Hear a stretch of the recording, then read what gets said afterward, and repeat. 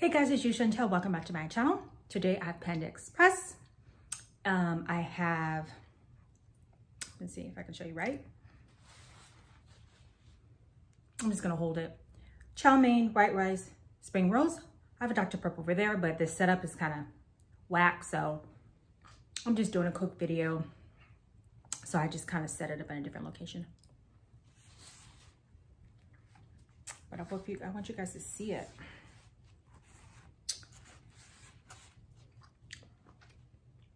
I put soy sauce on the chow mein. It is, can you see it steaming? Can you see that? I don't know if you can see it. And then I covered it. Oh, I can see it steaming.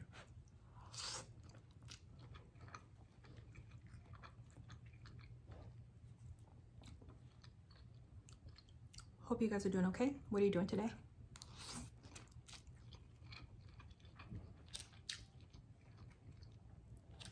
White rice. White rice. It's like a tongue twister. I feel like it's, can you see if I think maybe this is better. You guys, so I'm always watching reality TV or something, right?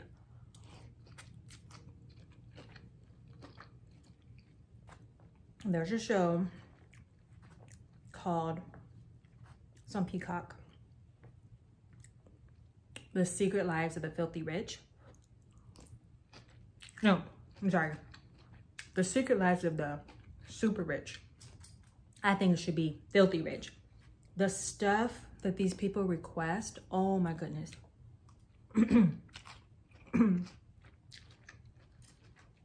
Somebody wanted a sauna in their private plane, but they said no. They say that they try not to say no to customers, but to clients, but sometimes you can't. And then they didn't want you to, half the time when they were showing you homes, they didn't want you to know who the owner was. So like you couldn't even take pictures. They were like very like strict on what they could show.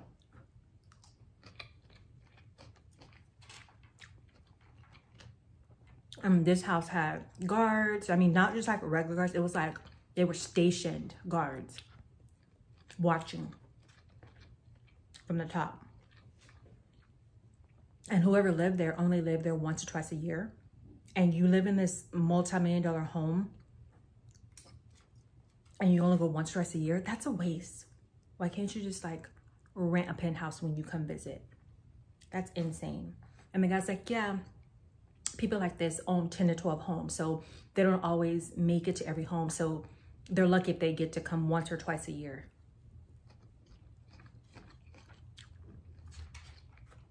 They even had their carpet copyrighted, so no one else could have the same carpet. I mean, and it had 30-something bathrooms, I think. It was insane. And then a guy offered to come and show around the home, but he only wanted to be known as a representative of the house. Like, who cares what your title is? Like, what do you think is gonna get out? Like, what your title is? It's like, oh my God.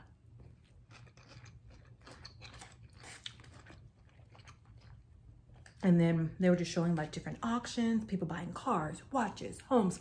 And like I said, they're like, they don't want their faces shown, but this is the watch club. And this is how much watches cost. And you have to own this many watches to be in this club. And it's like, why can't you show your face? Oh my God, it's crazy. I was like, okay. And what else do they have? Just like everything. One guy his client wanted a certain kind of armrest in his private helicopter. And the guy couldn't find it, but so happened they did have something similar in his brand new Mercedes-Benz. So he had them take out his armrest from his car and install it into the private helicopter. And it was like $15,000.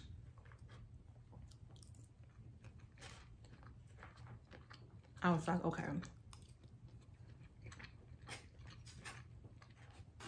And then they had a lady who, she was at like an auction, a car auction. And she was like, I don't know about cars. My dad left me 5 cars. And one of the cars was from 1911. She left being a multimillionaire.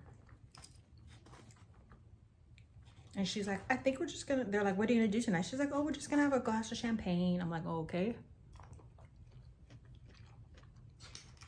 She had no problem showing her face. But I think I would have kept one of the cars.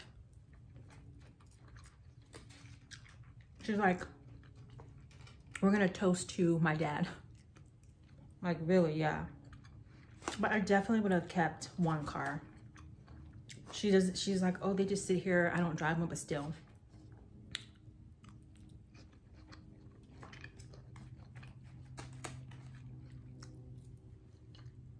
The cars, they showed one of the cars, and it was 7 passengers.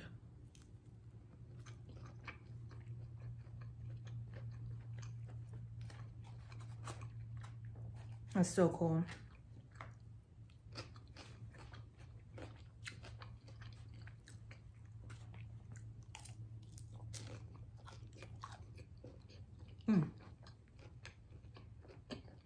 Okay, what else? Somebody,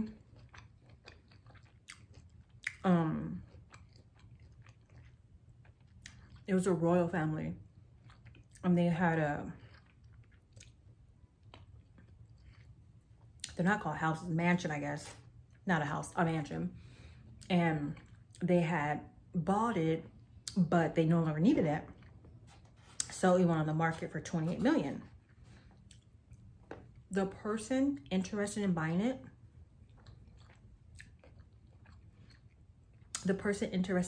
wanted to buy it so his family could hold their meetings there.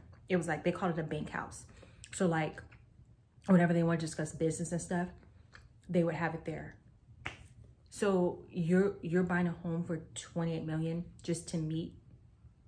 I mean, wow. I'm like, no one's even gonna live there. Crazy. Okay, so one story bothered me. There was a guy who owned a Lamborghini dealership, and in 2007, he died unexpectedly, and his 19-year-old son expected, or at least thought, he was gonna get the business, right? Well, the dad leaves a will saying, if I'm dead, it's because of this job. Like if I die young, you know, at a younger age, it's because this job did it. And I have no desire for you to own this dealership. And he's thinking like, okay. He took it as my dad didn't think I could do it. So he fought and he ended up getting that dealership, which I was happy for him. It's like,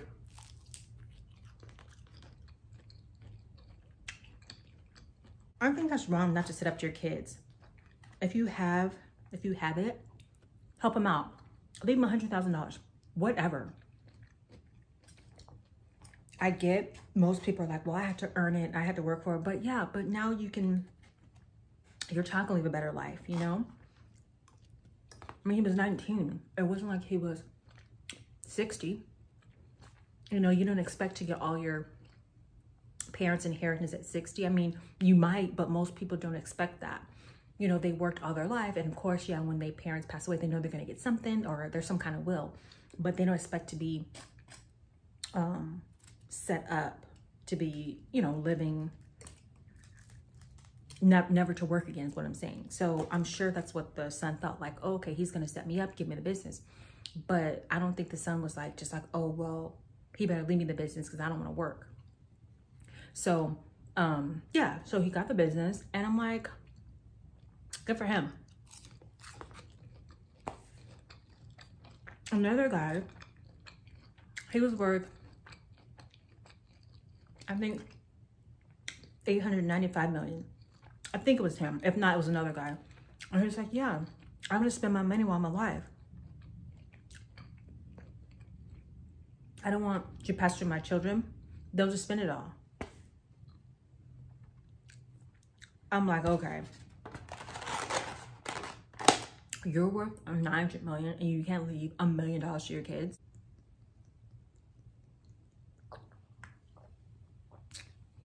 So what do you guys think of that? When wealthy, I'm talking about really super wealthy people don't want to leave their kids money. I think it's very odd, you know? And I bring that up because last June, model Elizabeth Hurley's baby daddy committed suicide, and he had 2 children by 2 different women, and they were to inherit $6 million divided by both of them. But the grandfather overruled it because the kids were born out of wedlock. Okay, that's not the kid's fault. And he did try to deny the child. Actually, he tried to deny both children. But I know with Elizabeth Hurley, she took him to court and she was like, hey, I'm on DNA test. This is your kid, right? Well, I do remember, like, she didn't want him. Like, she was like, I don't want the money. I just want you to prove that you're the dad. That's what she made a mistake. I don't care how rich you are. That is not fair to the kid because they have nothing to do with it. And the fact that he didn't check and make sure that these kids were going to be taken care of is beyond me. And then the grandfather was able to overrule it. So it's like, by them not being married is totally lame excuse. That's what I think. Married or not, you need to take care of your child. That's all to it. And I'm starting to think he didn't get married on purpose, so because he knew, I don't know. But I'm thinking that, I think I read the grandfather had this before he even had kids. Like, if you have kids out of wedlock, I think it was, if you have kids out of wedlock, or if you don't spend, if the child doesn't live with you at least 50% of the time, you could not be in the will. I still don't understand how the grandfather can rule this, and the courts agreed. But him as a father, he needs to make sure his kids are taken care of, whether their parents have money or not. Has nothing to do with it. The fact that you wanted to deny them, and that would really irritate me. So, like, and I think that's why Elizabeth Hurley, when he denied the child, she probably was like, I don't even want your money. You know, like, it was probably like that.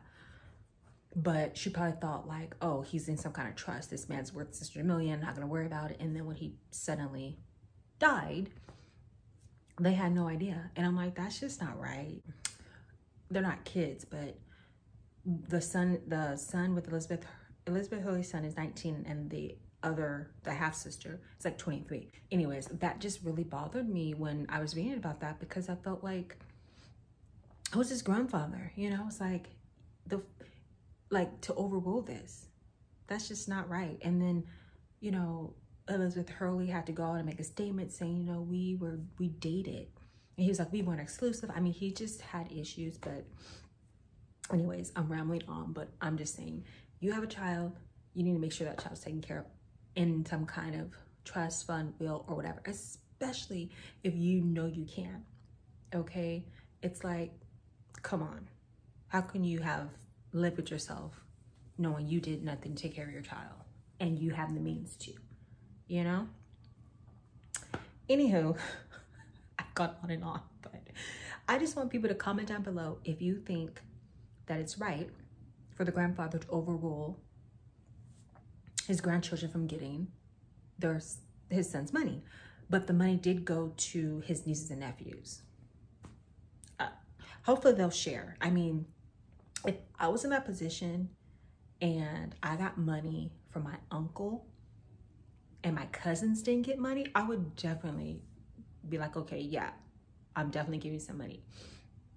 So yeah, so I would love to know if they would do that. So thank you so much for watching this video. Don't forget to comment, like, subscribe. Until then, take care, guys. Bye.